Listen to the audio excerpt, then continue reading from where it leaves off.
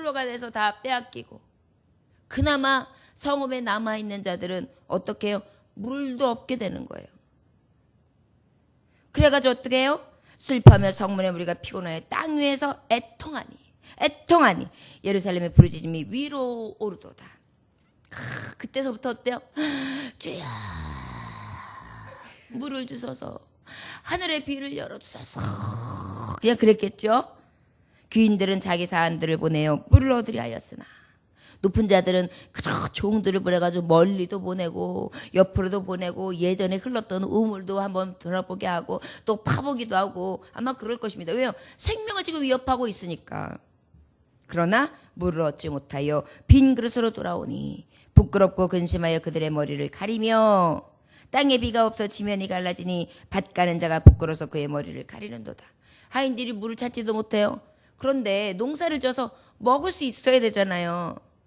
먹을 수도, 재배할 수 있는 조차의 물도 없는 거예요. 여러분, 우리가 마실 물이 없는데 밭에다 줄 물이 어디 있겠어요? 그런데 밭에다 줘야 또 그걸 먹고 우리가 살거든요. 굶고 살 수가 없잖아요. 거기다가 이들은 유목민들이에요. 밭이 마르고 풀이 마른다는 것은 결국은 뭐예요? 젖이 마른다는 거예요. 거기다 뭐예요? 포도가 마르면 뭐예요? 그야말로 음료수를 제공하는 것도 마른다는 거예요. 그 다음에 동물들이 말라 죽을 거 아니에요. 그러면 어때요? 먹거리가 끊기는 거예요. 그나마 농작물로 어느 정도 연명하는 몇 가지 농작물들이 있는데 그것마저도 재배할 길이 없는 거예요. 여러분, 물이 없어지면요 심각해요. 이 고통은. 우리나라는요 그래도 산림이 우거져서 70%가 산림이잖아요.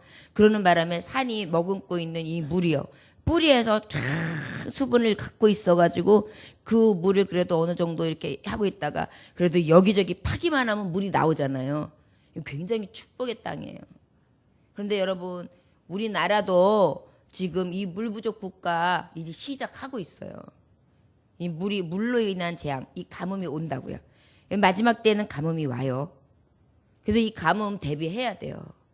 그 대비가 어떤 대비냐? 인간적인 대비라기보다 하나님이 요셉에게 애굽 땅에 갔을 때 요셉에게 주셨던 지혜처럼 그런 대비인 거예요.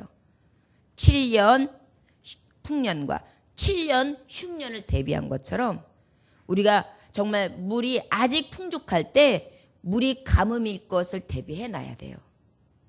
우리나라가 지금 물 부족이 이제 심각하게 오는 때가 오는데, 그때는 수돗물 콸콸 받고 싶은 대로 막 하고 그냥 쓰고 싶은 대로 샤워 샥샥 하고 이런 것들이 어떨지 알 수가 없어요. 이 모든 신비가 어디서 와요? 하늘을 주장하시는 하나님 아버지 앞에 오거든요. 근데 그 하나님이 내가 벌할 거다, 그것은 죄에 대한 벌이다, 그런데 그것이 가뭄이다, 이렇게 하나님이 선고해버리면 누구도 풀자가 없어요. 여러분, 아니 하늘의 근원이 끊겼는데 무슨 수로 풀 수가 있겠어요? 복의 근원이 끊겼는데요. 그리고 우리가 정말 헷갈리지 않아야 될 게, 이 근원 대신, 복의 근원 대신, 물의 생수의 근원 대신 하나님의 마음을 기쁘게 해야 돼요. 근데 자꾸 제 마음을 기뻐하고 완고하고 완악한 마음을 가지며 죄악 가운데 돌이키지 아니하니까 어때요? 그 벌이 누구에게로 돌아와요? 완고한 나에게로 돌아오는 거예요. 행한 만큼 갚아주시는 거예요. 우리가 이 땅을 위해서 정말 기도함으로 우리 앞세대들이, 그래봐야 우리 손주들, 우리 이제 그 밑에 자라나는 자녀의 세대들이 고통을 당하는 거거든요. 여러분 아시잖아요. 나는 못 먹고 좀 불편해도 자식은 불편한 거 눈으로 못 보는 거. 근데 그것을 우리가 보는 때가 올 수가 있어요. 그래서 먼저 기도하고 하나님의 긍휼과 자비를 구해야 된다. 그것이 성경이 주는, 우리에게 주는 정말 메시지를 할 수 있습니다.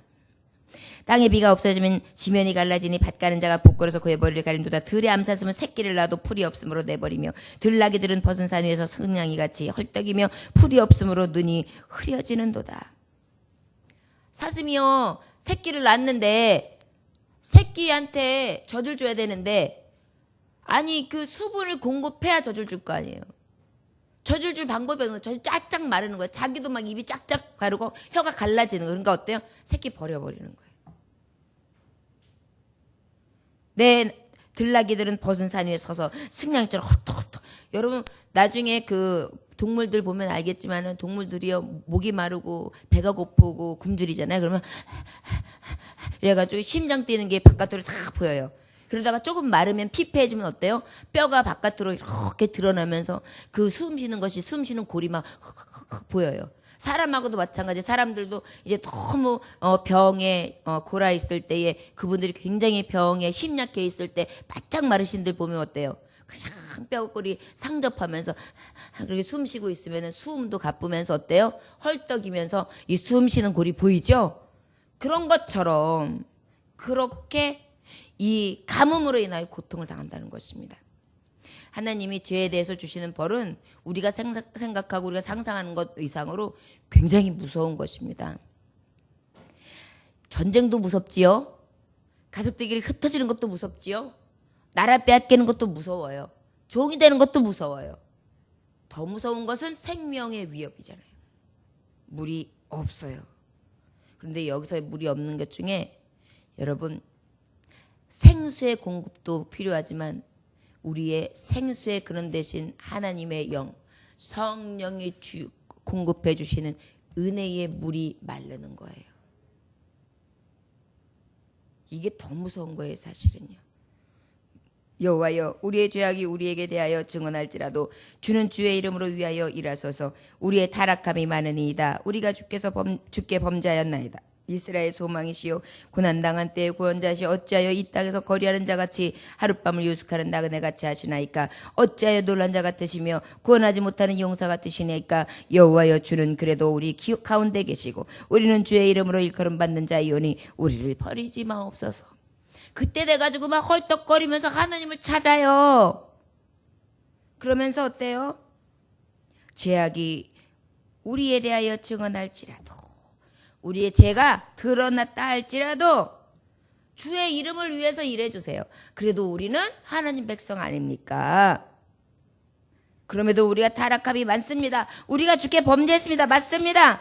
그러나 이스라엘의 소망은 오직 하나님. 우리가 고난당할 때는 구원해 주시고 우리가 이 땅에서 거류할 때는 하나님께서 우리를 여기까지 인도해 주셔서 이 땅을 우리 땅으로 만들어 주시는 그러한 분 아니셨습니까? 그런데 어찌하여 하룻밤 유하는 나그네처럼 그렇게 대하십니까? 잠깐 스치는 나그네처럼 우리를 대하십니까? 그런 분 아니잖아요. 옛적부터 우리를 택하시고 우리를 부르시고 우리를 하나님 백성 삼으셨잖아요. 우리를 돌아보셔서 이렇게요. 어찌하여 놀란 자 같으시며 구원하지 못하는 용사 같으 어찌하여 이 상황 가운데에 놀라서 도망가서 없어진 사라진 사람처럼 또 그 구원하지 못할 아주 빈약한 용사처럼 그렇게 힘없이 나약하게 우리에게 힘쓰지 아니하십니까? 우리를 마치 버리고 떠난 자 같으십니까? 우리에게 등 돌리신 분 같으십니까? 어찌하여 하룻밤 유숙하고 떠나는 그런 나그네같이 우리를 대하십니까? 이렇게 얘기하고 있는 거예요. 그렇게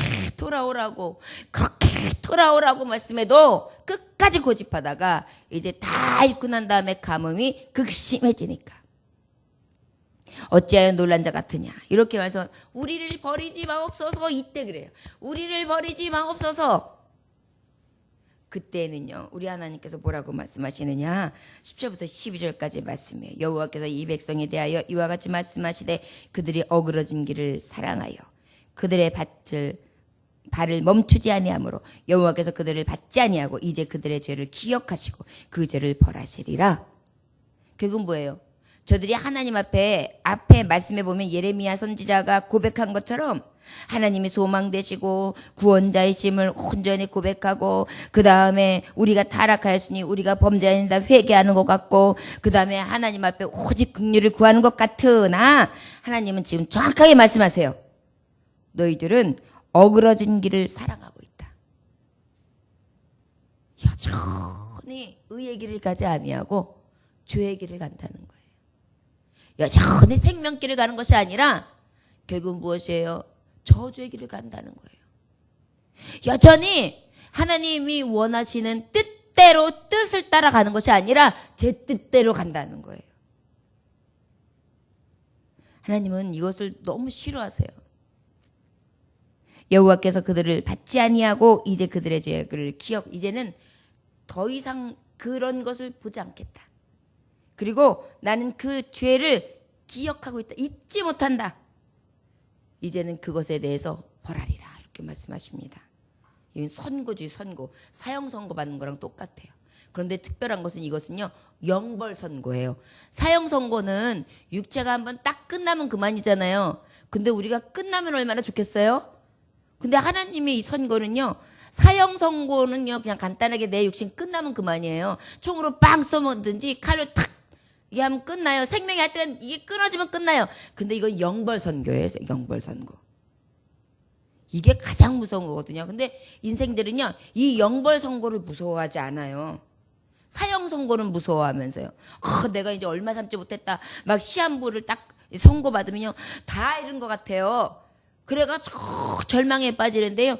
영벌 선고 당신 지옥 가. 이거에 대해서는 무슨 말 이렇게 함부로 해. 됐어. 가봤어? 이렇게 얘기해요.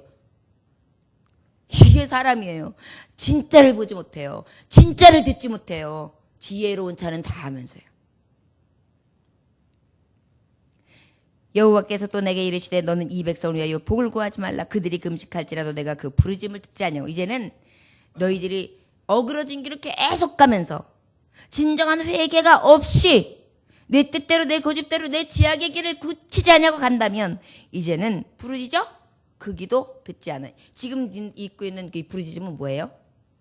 그저 그냥 지금 타는 목마름이 있으니까 어쩔 수 없는 그 힘듦에 아버지 앞에 그 고행에 서가지고 진정한 하나님을 사랑하는 마음 없이 살려달라고 애원하고 있는 거예요. 진짜 하나님을 경외하고 하나님의 의를 사랑하고 하나님이 지금까지 인도해 주셨던 은혜를 기억하면서 다시 와서 하나님 앞에 도와주세요 하는 게 아니라 급하니까. 그러니 하나님은 그런 것을 보실 때 어떠실까요?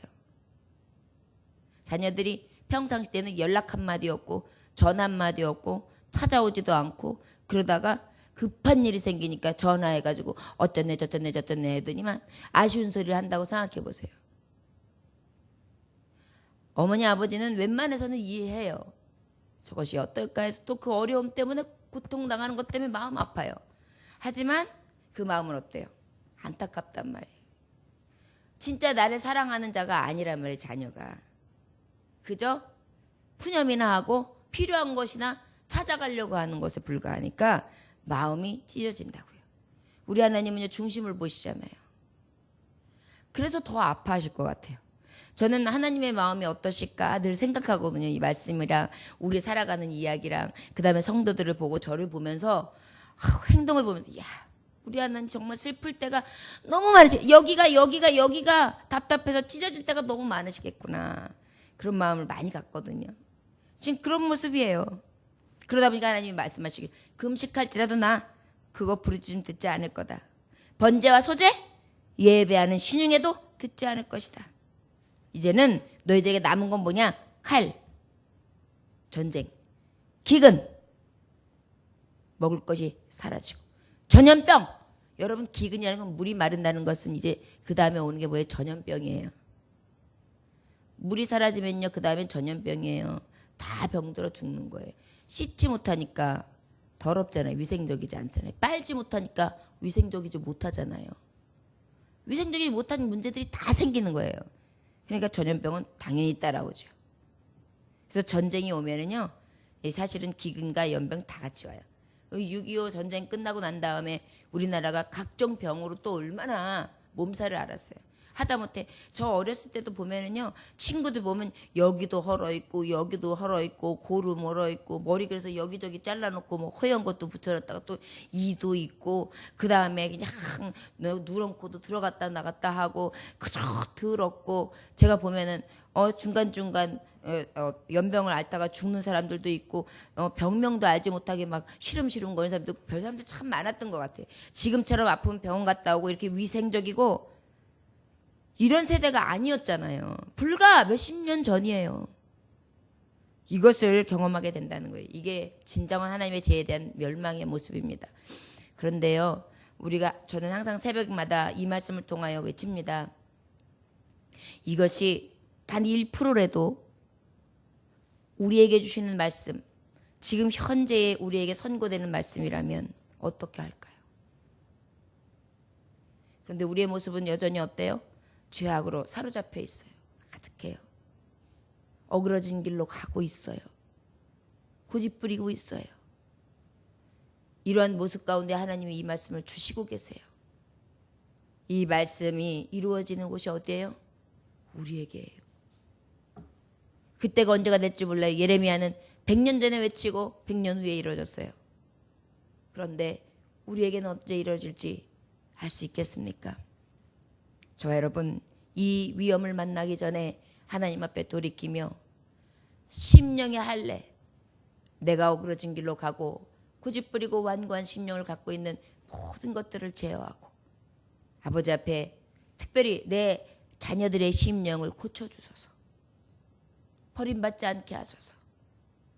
우리 가정의 심령, 우리 교회의 교우들의 심령, 나아가 이웃들과 우리 민족, 우리 이 나라, 그리고 저 북한 땅, 한민족, 그리고 열방들이 아버지께서 창조하셨는데 아버지 앞에 불신앙하는 이 모습들이 아버지의 마음을 헤아려서 어떠하실까 생각하면서 정말 통회하면서 애통하면서 미리 이 고난을 당하기 전에 기도할 수 있는 예레미야 같은 선지자의 마음으로 오늘 간구하시기를 주 예수의 이름으로 축원합니다.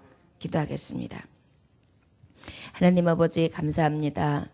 늘 들려주시는 말씀이지만 그 말씀이 내게 향하신 말씀이고 우리 민족을 향한 말씀이면 어떠할까? 생각만 해도 아버지 무섭습니다. 두렵습니다. 공포스럽습니다. 우리가 지금 너무나 많은 것을 풍족히 누리고 있는데 우리 민족들이, 우리의 백성들이 누림에 대해서 감사치도 아니하고 완악한 심령들을 가지며 하나님 복의 그런 대신 아버지를 멀리한 채 우상들을 따라 세상 속에 잠겨 회개치도 아니하고 아버지 앞에 돌이키지도 않습니다. 그저 급급할 때마다 하나님의 이름을 어느 신들 중에 하나의 이름으로 생각하며 부르는 정도. 아버지, 이것이 우리의 죄악입니다. 깨닫게 하여 주옵시고 간절히 모든 것의 근원 되신 하나님을 인정함으로 주님 앞에 기도하게 하여 주옵소서. 그리하여 내 심령과 가정과 교회와 정말 나의 사랑하는 아끼는 자들, 또 우리 민족을 나아가 열방을 구원할 수 있는 그러한 주님의 이름으로 주님의 마음을 기쁘게 하는 외치는 자가 되게 하시사 하나님의 마음이 돌이켜지는 역사 우리에게도 있어지게 하여 주옵소서. 예수님의 귀하신 받들어 기도 올려나이다. 아멘.